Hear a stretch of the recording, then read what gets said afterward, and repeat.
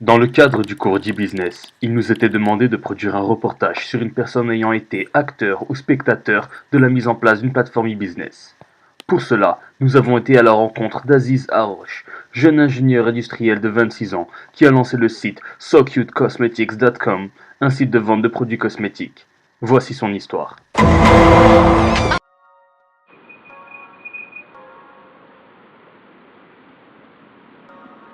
Bonjour, je suis Arosh Aziz. Je suis ingénieur industriel spécialisé dans le domaine de l'électromécanique. Je vais un petit peu vous parler de mon parcours et également du site que j'ai lancé en e-commerce. Alors allons-y. Nous l'avons suivi toute une journée à travers Bruxelles afin de lui poser certaines questions. Voici à Bruxelles, là où tout a commencé. J'ai commencé par des études secondaires à l'Athénée du Secondaire. En 2006, j'en suis sorti et j'ai enchaîné par des études d'ingénieur industriel spécialisé dans le domaine électromécanique à l'ECAM, au campus Alma, qui est situé tout près de l'EPEC. Au niveau de mon parcours professionnel, j'ai commencé dans une grosse boîte de maintenance, surtout dans le domaine énergétique, de l'optimisation énergétique, je dirais. J'y ai travaillé pendant 1 an et demi en tant que site manager. Ensuite, j'ai enchaîné vers une boîte d'installation de systèmes de chauffage en tant qu'Internal Sales Engineer. Et je suis là aujourd'hui pour vous parler de mon site de e-commerce, SoCute Cosmetics, que j'ai lancé. Et j'espère vous apporter des informations utiles.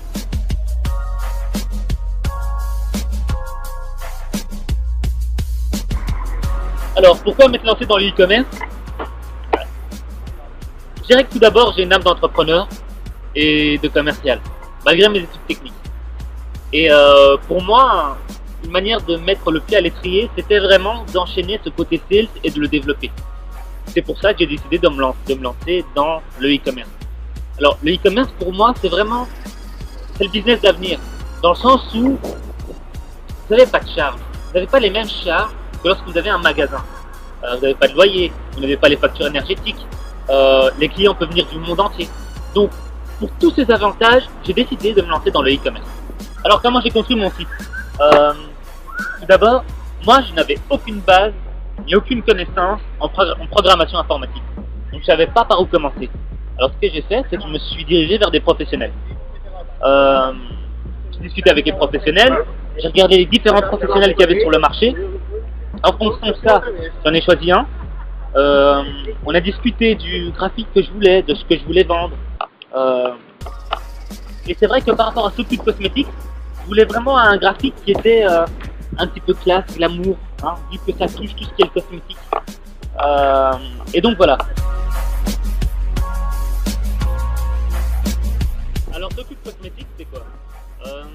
SoCute Cosmetics, c'est un site qui vend différents produits cosmétiques, hein, que ce soit je sais pas, pour les yeux, pour le visage, de la parfumerie, qui est destiné à un public cible qui est la gente féminine.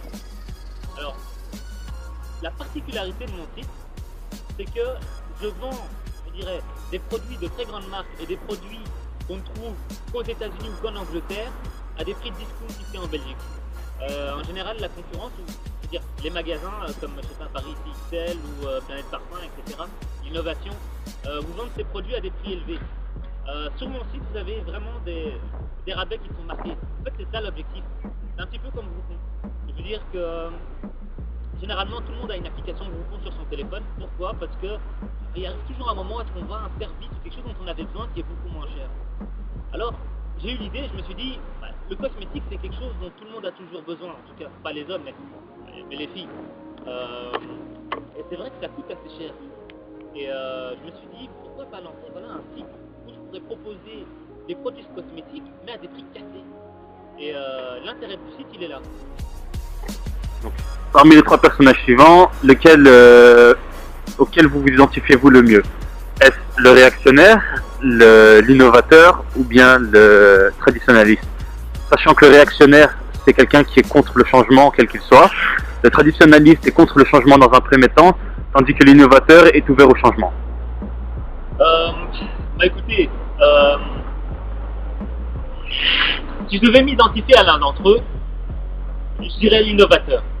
Alors attention, il faut bien peser les mots.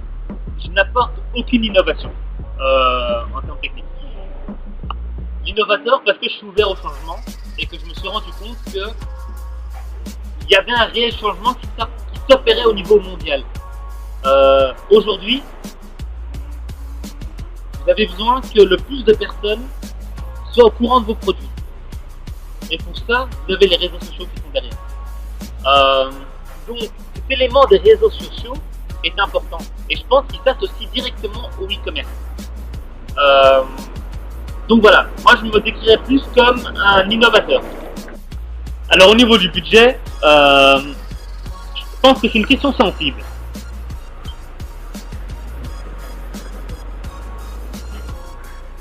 Au fait, le budget, c'est le nerf de la guerre.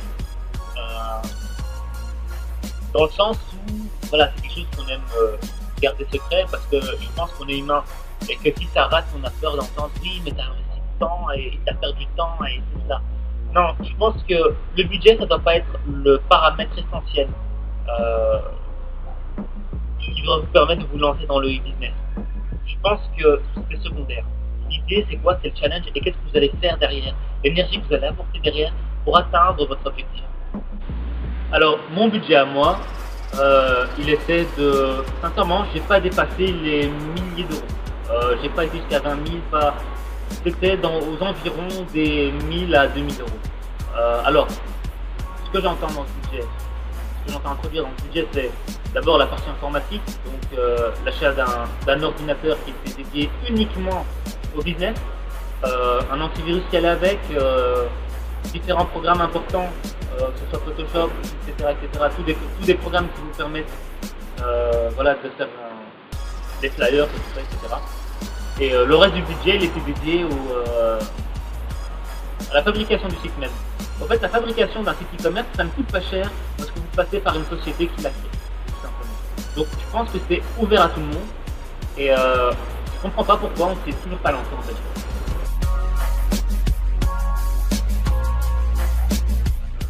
Alors, au niveau des aspects positifs du e-commerce, déjà, c'est que vous êtes votre propre patron. Ça, c'est le point le plus important. C'est que c'est vous qui décidez comment vous allez monter votre site, à quoi va ressembler votre site, quels produits vous allez commercialiser. Donc, il y a vraiment cette part de liberté, sincèrement, d'indépendance. L'autre aspect positif, c'est la flexibilité. Vous pouvez faire un e-commerce et avoir un job à côté. Donc, la partie e-commerce peut être tout simplement une partie complémentaire de votre job. Au niveau des aspects négatifs, bah écoutez, autant vous pouvez décider d'utiliser cette partie comme un job complémentaire, mais il faut quand même y travailler, il faut y donner beaucoup de temps. Donc vous oubliez toutes vos activités derrière, de faire un sacrifice. Pourquoi? Parce qu'il y a toute une partie marketing, une partie communication, il faut se faire connaître. Au fait, voilà, lorsque vous n'avez pas de nom, lorsque vous n'êtes pas reconnu dans le métier, et que vous êtes un indépendant, que vous n'êtes pas une grosse entreprise, il n'y a pas une grosse entreprise qui est derrière vous, c'est beaucoup plus difficile.